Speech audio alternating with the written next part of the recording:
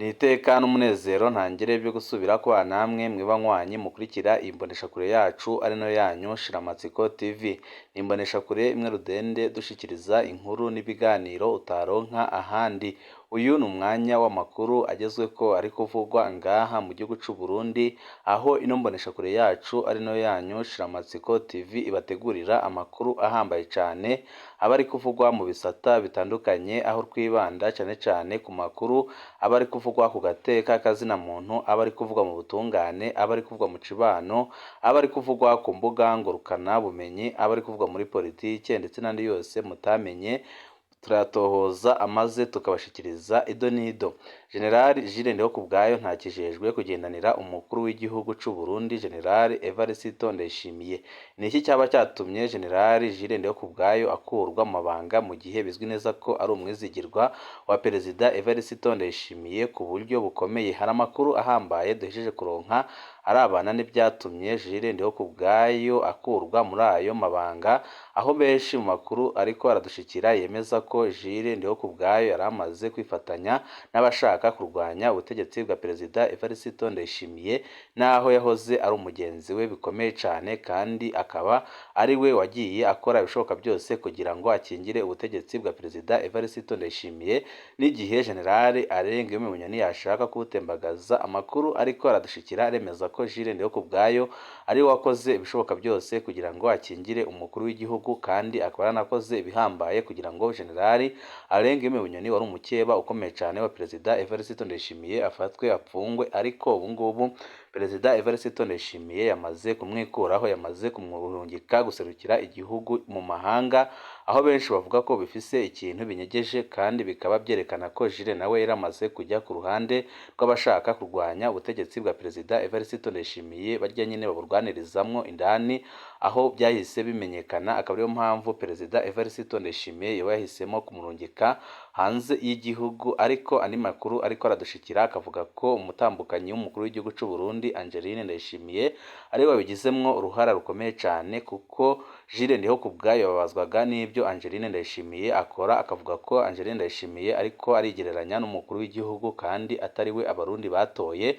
Ibyo nyine bikaba byarashavuje umutambukanyi w'umukuru w'igihugu c'u Burundi Angeline Ndayishimiye, bigatuma ahanura umugabo wiwe gukura Jules Ndihokubwayo. Ariko akaba ari ibintu bikomeye cyane bishobora gukwegera karambaraye Perezida Evariste Ndayishimiye, kuko abariko baramurwanya cyane cyane abavuga ko bari mu irage ry'umuhisi Petero Nkurunziza ari nabo bashigikiye General Arenga Bunyoni, biruhukije bakimara kumva ko Jules Ndihokubwayo yigijwe kure ya Perezida Evariste Ndayishimiye. Ariho benshi bavuga ko umutambukanyi w'umukuru w'igihugu c'u Burundi yoba yakwegeye umugabo wiwe akarambaraye kubona yubahuka kumukiza Jules Ndihokubwayo, mu gihe Jules Ndihokubwayo yarakoze ibishoboka byose kugira ngo akingire ubutegetsi bw'umugabo wiwe. Ni amakuru menshi ahambaye tugira ngo tubashikirize, wecu ubusabwa nta kindi ni ugupyonda kuri sabone kugira ngo ko dushizeho amakuru n'ibiganiro ujye uba uwa mbere mu gushikirwa nabyo.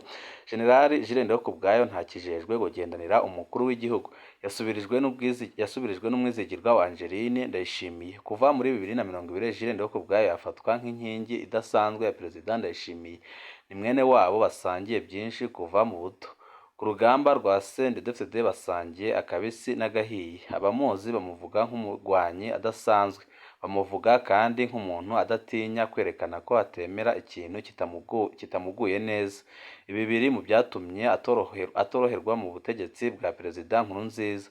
Yanse kumuduza amapeti nk'abandi basangiye urugamba, mbere ashima kwama amurungika hanze y'igihugu kure y'ubutegetsi, kuko yabonaga ko ashobora kumugiraho ingaruka zikomeye cyane, kuko Jules Ndihokubwayo ni umusirikare arinda kandi ni umusoda akomeye cyane, aho benshi nyine babona ko Perezida Evariste Ndayishimiye yakoze ikosa rikomeye cyane kumwegeza kure y'ubutegetsi bwe, mu gihe abariko baramurwanya bamutinyaga kandi babonaga ko ari we ntambamyi ihari kugira ngo bashikire Perezida Evariste Ndayishimiye.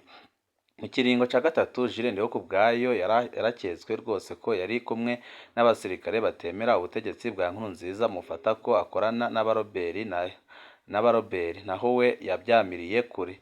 Yoba yari intwazangabo icunzwe cyane, maze akiza agatwe kubera yari yegereye cyane General Evariste Ndayishimiye, akaba ariyo mpamvu nawe yabimwituye mu minsi iheze, kuko iyo atahaba Perezida Evariste Ndayishimiye aba yarakubiswe kudeta na General Alain Bunyoni, ariko Jules Ndihokubwayo yakoze ibishoboka byose arakinga, bituma anagira ingufu nyinshi cyane, kandi bituma anafasha Perezida Evariste Ndayishimiye kwegezayo General Alain Bunyoni. Jules Ndihokubwayo yaraye akuwe mu mabanga yo kugendanira umukuru w'igihugu, yari yamazemwo imyaka 3 n'igice.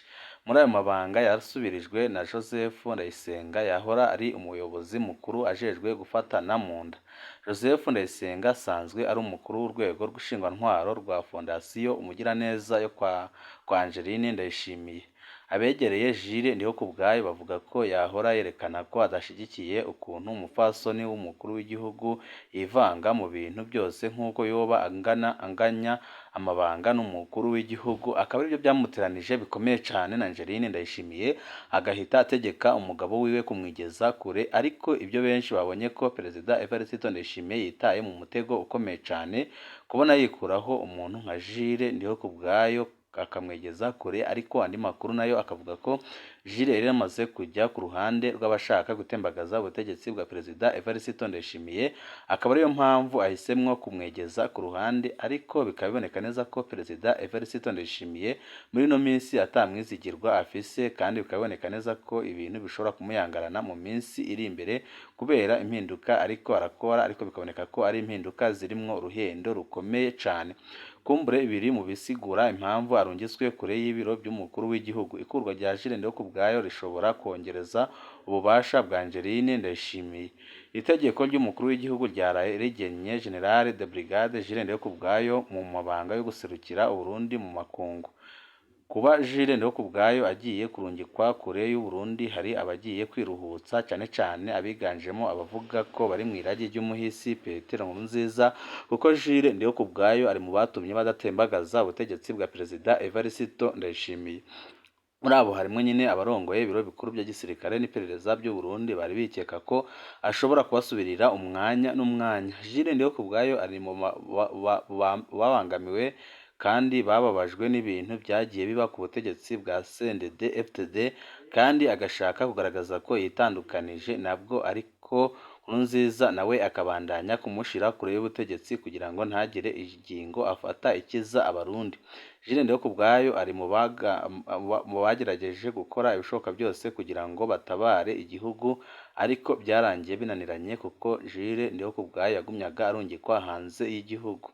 Jules Ndihokubwayo ari mu babangamiye abagerageje gutembagaza Perezida Ndayishimiye. Abo bose baziruhutsa babonye ko ijisho rya Jules Ndihokubwayo bavuye ko, akaba ariyo mpamvu benshi babona ko Jules Ndihokubwayo kuba Perezida Evariste Ndayishimiye amwigishije kure yitaye mu mutego ukomeye cyane, kandi bishobora kumugiraho ingaruka zikomeye cyane.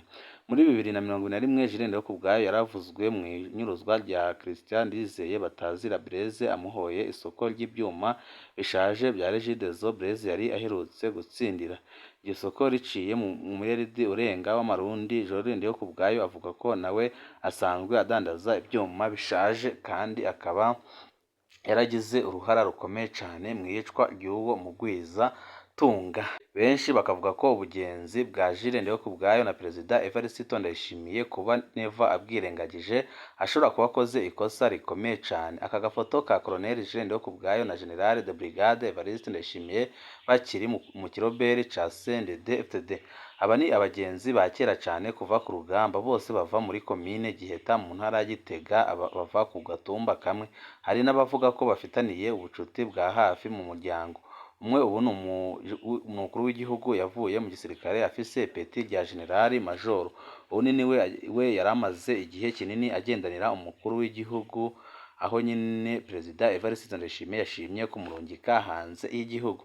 Abazi Jules Ndihokubwayo ku rugamba bamuvuga nk'umusirikare yarinda cyane atagira ikinya cyo kwica. Bamwe ico gihe bamwita umunyagayanga, bafatiye ku kungene yari abangukiye kwica atakinya. Umusirikare yahaswe kwicwa mu butegetsi bwa Nkurunziza, none no mu butegetsi bw'inshuti yiwe magara birangiye yigijwe kure y'ubutegetsi, kandi birangiye ajyanywe kure kubera ko atariko yumvikana n'umupfasoni w'umukuru w'igihugu cy'u Burundi General Evariste Ndayishimiye.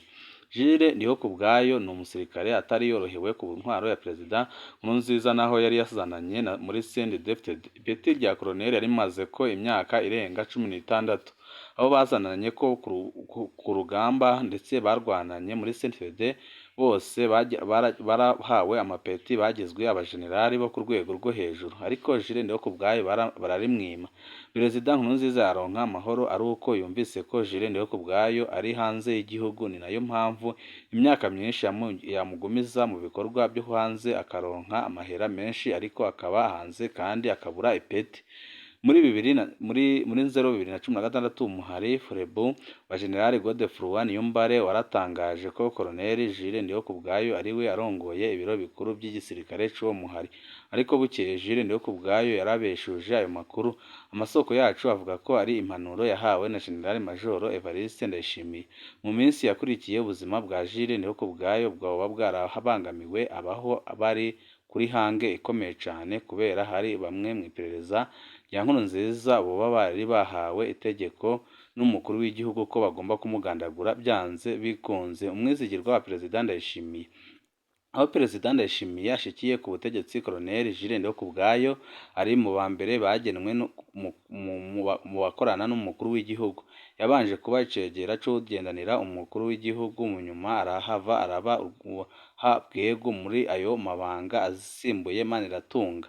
Ababizi bavuga ko Colonel Jules Ndihokubwayo yagize uruhara rukomeye mu ikurwa be n'ifatwa rya General Guillaume Bunyoni yari yahindutse umukeba akomeye wa Perezida Ndayishimiye.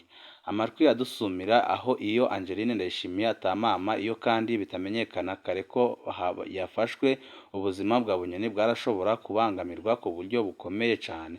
Muri kino gihe Perezida Ndayishimiye agezeho yinuba abategetsi bo ku rwego rwo hejuru, aho atanumwe akizera ku buryo ageze naho yiyumvira kwikuraho inshuti yiwe, umugenzi we akomeye cyane wagiye amukingira mu myaka myinshi kandi akaba yarakoze bihambaye mu myaka iheze, aho yakingiye ubutegetsi bwa Perezida Evariste Ndayishimiye ku buryo buboneka. Naho atari mu mabanga ajanye n'inzego z'umutekano, tuyibutse ko muri ndondeza izina rya Jules Ndihokubwayo ryavuzwe mu banyuruje umudandaza Christian Ndizeye batazira Blaise yajanywe n'iperereza rya gisirikare muri Mukakaro 2021. Blaise yari umunywanyi wa CNDD-FDD kandi yanakorana n'iperereza ry'u Burundi. Yanyurujwe azira isoko ryo kugurisha ibyuma bishaje bya Regideso. Isoko ryari rifise agaciro k'umuriyaridi n'imiliyoni 200 y'amarundi. Amasoko yacu avuga ko Jules Ndihokubwayo yari asanganywe isoko ryo gushora ibyuma bishaje kwishira hamwe risanzwe rikorera mu Burundi, mu gihe Blaise we na bagenzi be bari bashoye ibyo byuma mu Buganda. Ibi bintu Perezida Evariste Ndayishimiye akoze ni ibintu bishobora kumukwegera akarambaraye, kandi ni ibintu bishobora kumugiraho ingaruka zikomeye cyane, kubona atinyutse akikuraho umugenzi we kandi umugenzi wa kera. Benshi barabona ko Perezida Evariste Ndayishimiye yitaye mu mutego ukomeye cyane, kandi bikaboneka neza ko umupfasoni we ashobora kuzamukwegera akarambaraye, kuko niwe yamutegetse ko yikuraho Jules Ndihokubwayo, kuko umupfasoni w'umukuru w'igihugu yagirizaga Jules Ndihokubwayo ko yivanga mu bye kandi ko atamushaka. Tuvuye kuri iyo nkuru, amakuru yacu tubandanirize kuri ino nkuru nanone iriko iravugwa cyane ngaha mu gihugu cy'u Burundi, aho apedere isaba leta kuraba ko ikwiye kwikura muri EAC maze igacudika n'ibihugu byo muri CPGR na SADC. Umugambwe apedere usaba leta y'u Burundi kudasubira kuganira n'igihugu cy'u Rwanda, ndetse inahagarikiye imigenderanire n'ico gihugu kibanyi, kubera ko ngo u Rwanda rwanze gutanga imisoresore yakoze imyerekano mu mwaka wa 2015, maze ubu ngo ifasha abagwanyi b'umuhari Red Tabara. Gabriel Banzawitonde arongoye uwo mugambwe akaba asaba kandi leta y'u Burundi ko yotangura kurimbura inyungu u Burundi bwoba bukura mu muryango wa EAC, ko by'ukuri zoba zifitiye akarusho igihugu, ngo atari uko naho buke mw'ubwo muryango bazawuvemo kandi bigire muri CPGR na SADC. Mu kiganiro ahaye abamenyeshamakuru mw'iyindwi turiko turasozera, Gabriel Banzawitonde akaba asaba leta y'u Burundi gukurikirana hafi uruja n'uruza rw'abava mu Rwanda, harimwo n'amashirahamwe mpuzamakungu, mu gihe igihugu kiriko citegura kwinjira mu bihe by'amatora. banza witonde akaba asaba kandi leta y'u Burundi kudasubira kuganira ibiganiro na bimwe ku gihugu cy'u Rwanda nyabona ikifatanya ndetse igakomeza imigenderanire myiza n'igihugu kibanyi ca Kongo kuko ngo ico gihugu camye kigaragaza umubano mwiza.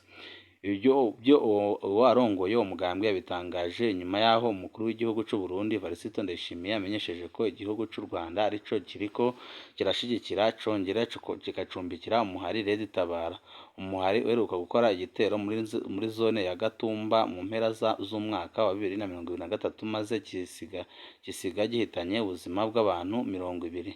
Ariko ibyo bikaba ari ibintu byanenzwe n'abarundi batari bake babona ko ibyo bintu bidakwiye kuvugwa ahubwo ko nyabona leta yakora ibishoboka byose ikumvikana na leta y'u Rwanda kugira ngo ntagire ikintu na kimwe gihungabana kandi imigenderanire y'ibyo bihugu byombi ikomeze kumera neza.